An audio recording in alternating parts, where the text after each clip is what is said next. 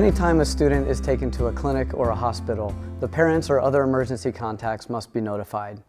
Ideally, this happens before you go to the medical facility, but in emergency situations, sometimes this has to happen after. The first priority is always student safety, and the second priority is clear and effective communications. In most cases, the program leader will be the one that calls the parents or emergency contact, but sometimes your program manager or country director will join you in that phone call. Regardless, it's always best to contact your program manager or country director before calling a family. When talking to a student's emergency contact, it's always important to be honest, factual, and professional. Your role is to provide information and create a space for them to ask questions. It's okay for the student to talk with their family. You never want to prevent them from doing this. But you as program leader always want to begin and end any phone call and answer their questions. Let's take a look at a common situation. Maria, one of your students, has had diarrhea for the past 24 hours and now she is starting to vomit. Symptoms are changing, so you want to get her checked by a medical professional, so you're contacting the mom to let her know what's going on. Hello, Mrs. Smith? Yes, this is she. How can I help you? Hi, this is Dave Dennis with Rustic Pathways. I'm the program leader with your daughter here in Fiji. Do you have a minute to talk with me? Hi, Dave. Sure, absolutely. Is something wrong? No, Maria's doing okay, but I just wanted to let you know she's had diarrhea for the last 24 hours, which is pretty common with our students when they travel, but now her symptoms have changed and she vomited this morning, so I'm a little bit concerned. Okay, wow. What has she taken? So she has some over-the-counter meds. She brought Pepto-Bismol with her. We've been keeping fluids down in her, but that's pretty much what we've done at this point.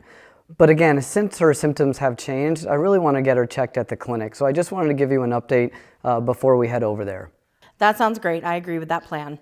Fantastic. So I have Maria with me, and you're happy to talk to her if you would like. That'd be really great if you could put her on.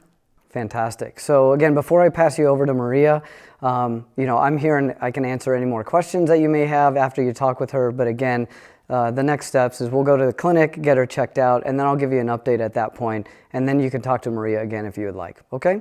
Perfect. Sounds great. Thanks, Dave. Perfect. You got it. Here she is. So that was pretty simple. Again, the dialogue was caring, honest, and professional. The next call to mom would be an update after Maria has been seen with the doctor and you understand the next course of action. Now let's look at a situation that's a little more complicated. One of your students, Zach, slipped and hit his head by the swimming pool at Ricefield's base house in Thailand. He may have gone unconscious, but you're not really sure because you weren't with him at the time. An ambulance has come and you went with Zach to the medical facility. And now you're calling the dad with very little information, but you want to raise awareness to the situation. Here's how that call might go. Hello, Mr. Henderson? Yes, who's this? Hi, this is Dave Dennis, program leader on Zach's program here in Thailand. I'm sorry to call you in the middle of the night. There's been an accident and I just needed to call you right away. Do you have a minute to chat with me? Yes, Dave, of course. What's going on? So we're here in our Ricefield's base house in Thailand.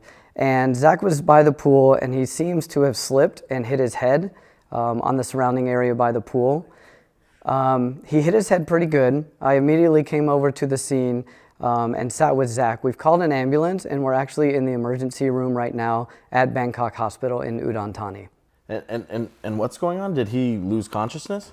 I don't really know about that. I wasn't directly with Zach. He was by a couple of the other students. We had some downtime after our service project today. But I was called right over. When I got there, he was awake, a little confused about what's going on, but he has a pretty significant bump on his head. And like I said, he did hit the back of his head. So we called an ambulance. They came within about 20 minutes, and now we're here at the emergency room, and he's in with the doctor. You said you were called over, so you weren't with him. Where were you? Where were the program leaders who were supposed to be supervising? Right, so we were together in our room planning it's before dinner. We were planning tomorrow's events and just going over those logistics. So we weren't directly with them. Again, we came back from our project. Students had some downtime before we ate dinner. Dave, yeah, I'm clearly going to need some more information about what actually happened here in terms of the supervision at some point, but the priority's on Zach. So what's his condition now? What can you tell me now? Sure. So he's in with the doctor. I spoke with the nurse, and she's suspecting that when the doctor comes out of the room, they're going to order a head scan for him. We should have those results within about an hour. I'm going to remain here. We have our country director en route as well, and he's going to be in the hospital here with Zach as well. So Zach's going to always have somebody with him. What I can do at this point is give you a call back as soon as the doctor comes out and we have the results of the head scan, and I'll certainly keep you posted. Can I speak with Zach now, Dave? The nurse has told me that they want to have as little stimulation and interaction with Zach as possible. They are concerned of what the significance and severity might be with this, so at this point they're not recommending that, so I don't think I'm going to be able to put him on the phone. So I can be your liaison up until that point, and then as soon as we can get you in contact with Zach, of course, we'll get him on the phone.